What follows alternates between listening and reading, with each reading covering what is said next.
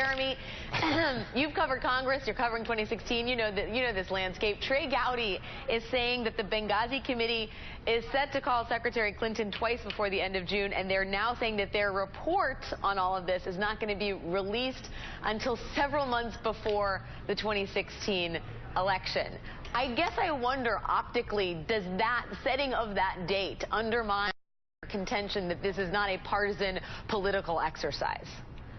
I think it absolutely does, and I think that it undermines actually Gowdy's objectivity, because he all along was never seen as the same kind of partisan figure that, for example, Darrell Issa was. I think Gowdy brought a certain measure of dispassion to this process, but they thought they were going to get ahead of this and have Hillary come in and testify in private and everything, and the Clinton campaign has actually very deftly, I think, spun this back around on the Benghazi committee and said, well, no, you just want to have her there in private because you don't want the world to see your true partisan motives. So I think that definitely they are back on their heels now, and they're, you know, if anybody ever thought this was going to be an objective investigation in the first place, I think certainly Republicans are going to have a much harder time making that case now. You wonder, Josh, though, if Benghazi is even the straw man that they want it to be, given the fodder that they basically have in terms of the Clinton Foundation, disclosures around donations, and whether or not there was a quid pro quo between foreign donations and the actions that the secretary took during her tenure.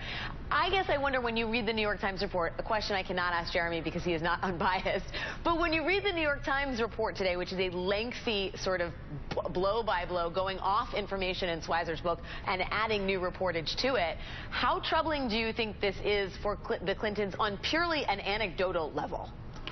I think on purely an anecdotal level, from the standpoint of conflict of interest and why would you be involved with characters like this, and there are a bunch of them in the Schweitzer book, it's not just what you read in the New York Times.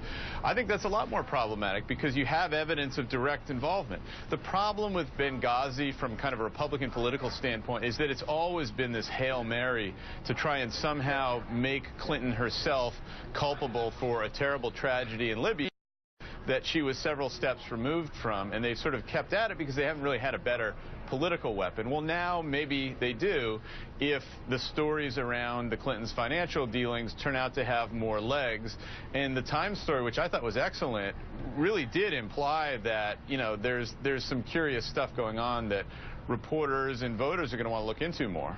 Yeah, and Jeremy, there's also the question of Bill Clinton. You know, independent of whether the secretary was doing anything that favored Clinton Foundation donors, there are the actions and the speeches and the money taken by Bill Clinton personally. I think the Washington Post reports that Bill Clinton was paid $26 million in speech fees by companies and organizations that were also major donors.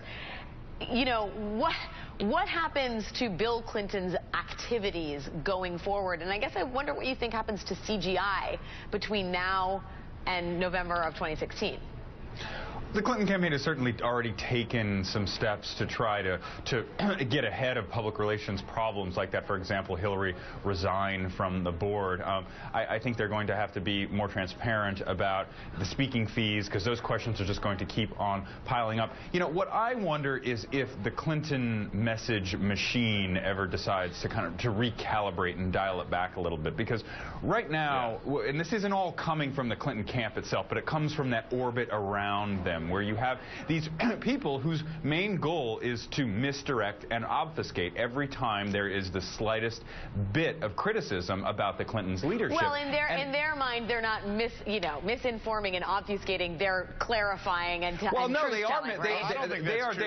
They are misdirecting. They know what they're doing. Exactly. They are definitely misdirecting here. I mean, this is what Media Matters exists to do. Yeah, and I'm sure there are well, okay. Josh, when we talk about the Clinton orbit, to Jeremy's point, I mean, contention about Peter Schweitzer in particular has been that he is a tool of the right wing. He is now theoretically investigating Jeb Bush.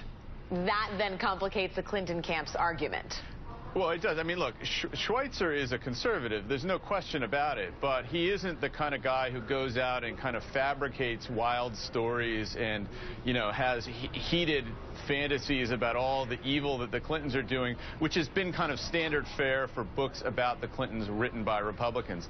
He's a serious guy. He's written serious books about the Bushes, about the 2012 Stock Act. I'm sorry, about insider trading in Congress that led to the 2012 Stock Act. I mean, he's a very well-regarded guy by most people who aren't on the payroll of Media Matters for America, who aren't Clinton partisans.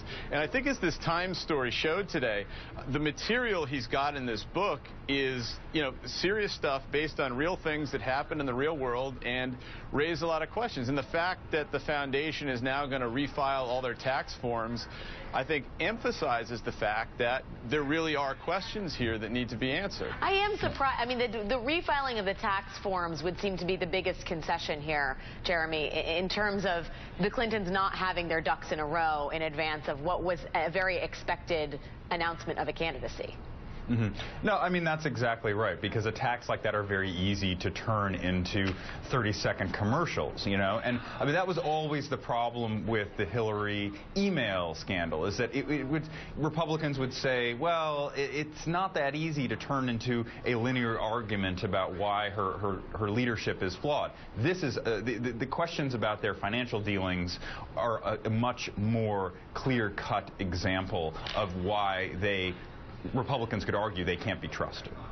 It is going to be a long, long road to 2016. Josh Green and Jeremy Peters, guys, thanks for your time.